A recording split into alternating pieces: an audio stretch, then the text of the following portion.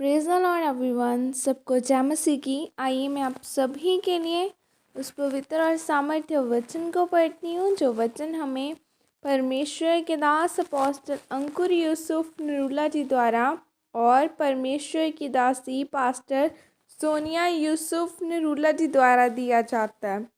आइए मैं आप सभी के लिए उस पवित्र वचन को पढ़ती हूँ।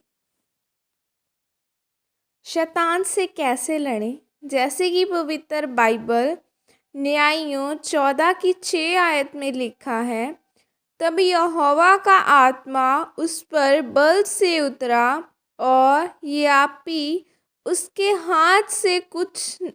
हाथ में कुछ न था, तो भी उसने उसको ऐसा फाड़ डाला जैसा कोई बकरी का बच्चा फाड़े।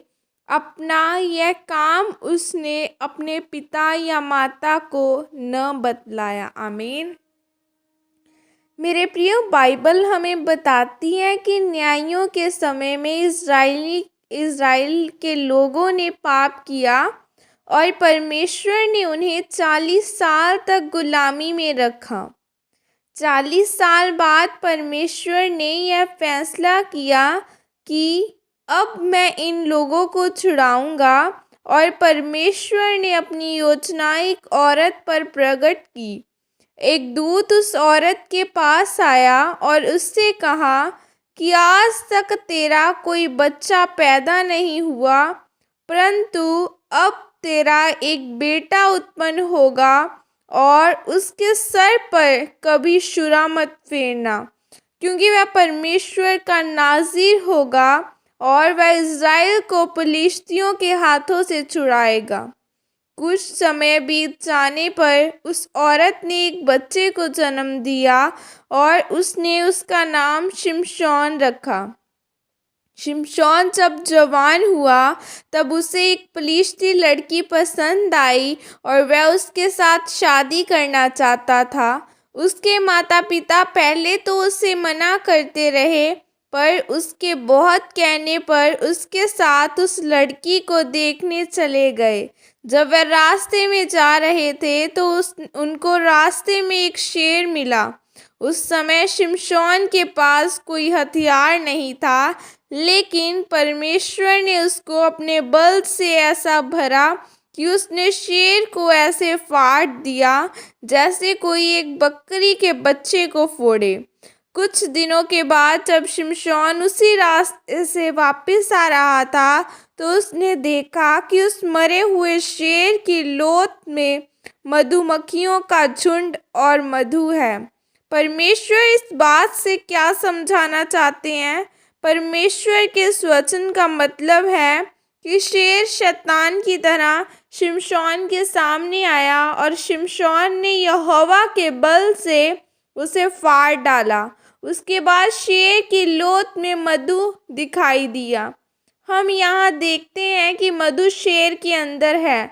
अगर आप भी मीठी जिंदगी पाना चाहते हैं तो आपको भी शैतान को फाड़ना पड़ेगा।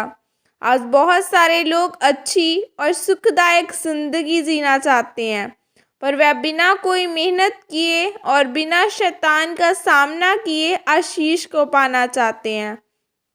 आज बहुत सारे लोग अपनी ज़िंदगी में इसीलिए मुश्किल में हैं क्योंकि वह कुछ भी करना नहीं चाहते और अपनी सोचों में ही उलझे रहते हैं। आप उनकी मुश्किल की वजह से दुखी नहीं होते, बल्कि आप अपनी तरह तरह की सोचों के कारण दुखी होते हैं। जैसे शिमशोन शेर से लड़ा और उसको फाड़ कर जीता, उसी तरह आप भी अपनी मुश्किल पर जीत प्राप्त कर सकते हैं।